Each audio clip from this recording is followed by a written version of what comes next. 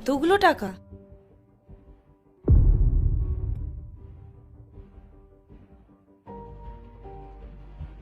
হ্যাঁ বলুন। দাদা, মনে হয় আপনার টাকা পড়ে গেছে।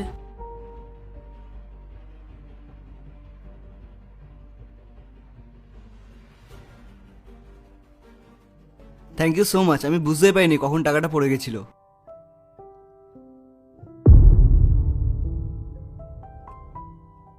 কিছু কি লাগবে আপনার? আসলে দাদা, যদি কিছু খাবার জন্য পেতাম। না না, অবশ্যই।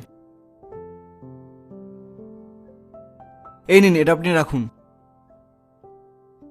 ধন্যবাদ দাদা।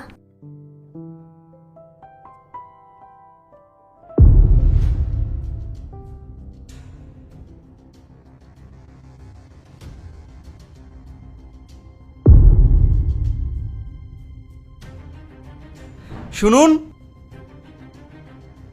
1 মিনিট শুনে তো যান। আরে আরে শুনুন।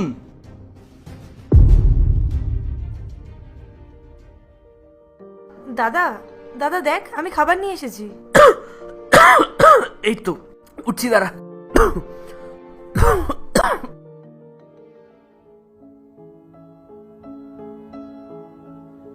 আয় বোন, তুই ওপরে বস।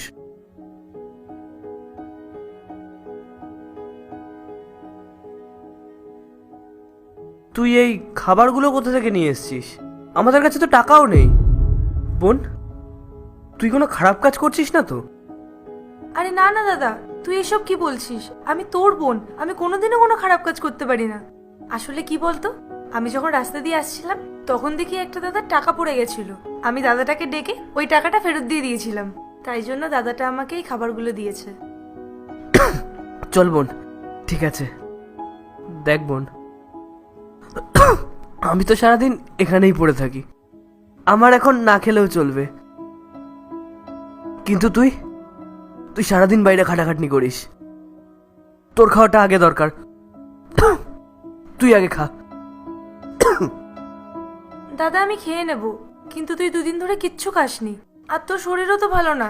তাই আগে তুই খা, আমি বের করে দিচ্ছি। তোর দাদাও খাবে আর আমার বোনও খাবে।